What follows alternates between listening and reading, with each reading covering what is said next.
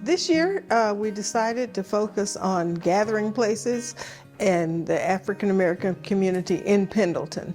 So our exhibit features some of the historic churches in Pendleton, as well as the Keese Barn, which was a gathering place for a lot of African Americans. And we have a copy of Pendleton's segregation ordinance, which was in effect for 90 years. It was officially repealed in 2003. We put this together, this exhibit on Black history, kind of focusing on the Pendleton community and the Black history of Pendleton specifically. So we highlighted a lot of the schools, a lot of the early Black churches, and kind of talking about the leading figures and stores and places and stories of the Black Pendleton community. So everyone knows about the hundreds that were around the Keese Barn. It was the antique store, cafe, grocery store, any kind of business he had in there, operated by Ben Keese from the early 1900s all the way to his death in the 1970s. And it was a gathering space for the Black community here in Pendleton. It was called the Hundreds because of the hundreds of people that would gather over there in the western side of Pendleton around his barn.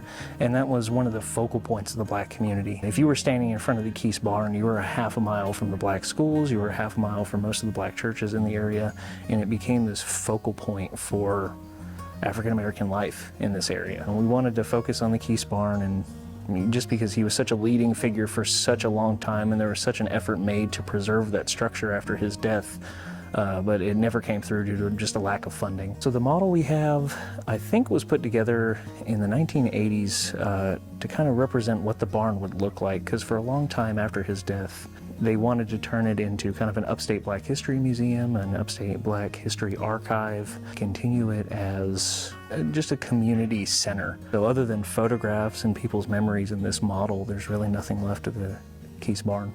Pendleton is one of the oldest communities in the upstate. It was originally the county seat for the Pendleton district. In the early 1800s, Oconee, Anderson, and Pickens counties were all one county, or all one district, and that was the Pendleton district. And Pendleton was founded to be the county seat of that massive section. Of course, over time, as the population grew and judicial districts had to change, that's when we see this dividing of the Pendleton district into Oconee, Anderson, and Pickens as we think of it today. And it's always had a very rich Black history. It's always had a higher Black population than many of the surrounding communities in general. Many of the people who founded Pendleton or moved in early on in its history were Charlestonians. They were rich people off the coast. They came up here to build their summer homes because it kept them out of the malaria and the yellow fever and smallpox and tropical diseases like that.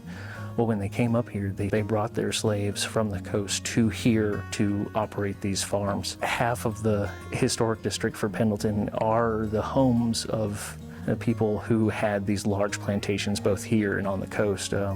Ashtabula and Woodburn are two surviving examples of just large plantations built by Charlestonians here in the upstate. So there's always been a large Black community. That community element has survived, and especially after the Civil War, we see the schools and churches happen, and many smaller communities, and I would still consider Pendleton a smaller community, don't have as rich of a Black history just because of population or demographic changes and everything like that. At Hunter's Store, we're the archive for the Tri-County area. We were established in 1966, so we've been collecting history of Anderson, Oconee, and Pickens for almost 60 years now. So we really wanted to highlight some of the artifacts that we have that concern that Black history and kind of show how vibrant of a community it was. So a lot of the photographs that are in our collections that you really can't find anywhere else are on display, both here and at Town Hall. The Keese Barn model, which has been in storage at the Agricultural Museum, I'm delighted to put that on display, as well as some of our pieces related to the schools and kind of local communities that are around here. And each site has different things, different artifacts, different highlights, so I think it's important for people to visit both so you can actually get the full picture of what we're trying to display. In the 1930s, there was a white preacher out of Edgefield or Saluda area named Willie Lee Buffington, and he was concerned that African Americans of the South did not have the public libraries that white people did. So he made it his mission to establish these Black-centric libraries throughout the Southeast. There was something like 30 or 40 of them built between South Carolina, Georgia, North Carolina, just across the southeast here, and the last two in South Carolina are located here in Pendleton, and the other one is in Seneca. The Pendleton Training School, which was the local high school for African American citizens, there's footage of that also. The next picture is Silver Springs. That is one of the older black churches here in Pendleton. It sprang out of Abel, which is in central Clemson area, and that is one of the oldest black churches just for Pendletonians, and it has one of the oldest black cemeteries still here in the upstate.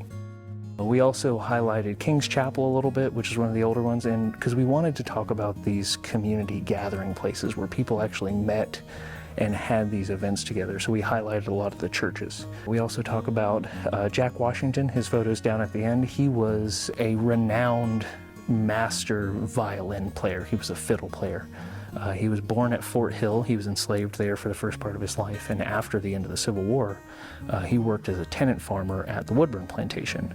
But Jack Washington, or they called him Daddy Jack, was sought out for his violin skills. He was a master musician. One of the historical articles says that he wasn't happy unless there was a fiddle in his hands. And the photo we have on display is actually one that we recently rediscovered. It was taken around 1900, and if you look in the photo of the background, it's taken probably where Vaqueros is now, because the Hunter Store warehouse is visible in the back. And then a few other things. We also want to talk about the Hunter Store, which is of course where our archives are located. The Hunter family was one of the few white merchants in town that would actually deal with black people. They had account books and credit and sold to the black community, not just of Pendleton, but the whole surrounding area, from everywhere from Pickens County all the way down to the bottom of Anderson, Abbeville, you know, across the whole upstate. They were one of the few white merchants that would consistently deal with the black community. So we have some of their ledgers on display. The library is partnering with the Pendleton Foundation for Black History and Culture and the Pendleton Historic Foundation. And we're providing the space, along with the town hall, to let the groups come and display some of their artifacts.